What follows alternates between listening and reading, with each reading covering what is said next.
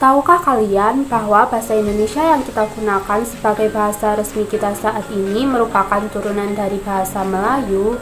Bahasa Melayu sudah digunakan sebagai alat komunikasi sejak zaman Kerajaan Sriwijaya. Pertumbuhan dan perkembangan bahasa Melayu yang dibuktikan dalam beberapa prasasti, di antaranya ditemukannya prasasti Kedukan Bukit pada tahun 683 Masehi. Pada tahun 684 Masehi ditemukan prasasti Talang Tua. Pada tahun 686 Masehi ditemukan Kota Kapur. Dan pada tahun 688 Masehi ditemukan Karang Barahi di Bangko, Merangin, Jambi. Pada awal abad ke-15, Selat Malaka di Semenanjung berkembang dengan sangat pesat, menjadi pusat perdagangan dan pertemuan para pedagang dari Tiongkok. Bahasa Melayu berfungsi antara lain: 1. Sebagai bahasa kebudayaan, 2. Sebagai bahasa perhubungan antar suku di Indonesia, dan yang terakhir sebagai bahasa perdagangan. Faktor yang menyebabkan bahasa Melayu diangkat menjadi bahasa Indonesia: yang pertama,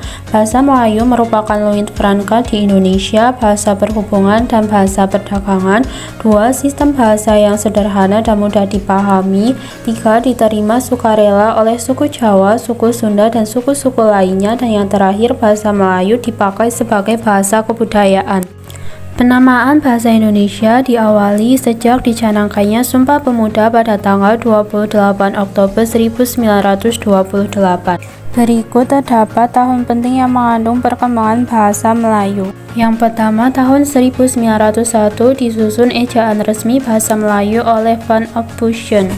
Yang kedua, tahun 1908 pemerintah mendirikan Badan Penerbit Buku Bacaan, dan tahun 1917 diubah menjadi Balai Pustaka. Ketiga, 28 Oktober 1928 para pemuda mengikrarkan bahasa Indonesia sebagai bahasa persatuan dalam Sumpah Pemuda. Yang keempat, tahun 1933 berdirinya Angkatan Sastrawan yang dipimpin oleh Sultan Takdir dan kawannya. Yang kelima, tahun 1938 dilangsungkan Kongres Bahasa Indonesia di Solo. Tahun 1945 ditandatanganilah Undang-Undang Dasar 1945 Pasal 36 menetapkan bahasa Indonesia sebagai bahasa negara. Ketujuh, tahun 1947 diresmikan Ejaan Republik. Kedelapan, tahun 1954 Kongres Bahasa Indonesia di Medan. Kesembilan, tahun 1972 Presiden Republik Indonesia meresmikan penggunaan ejaan.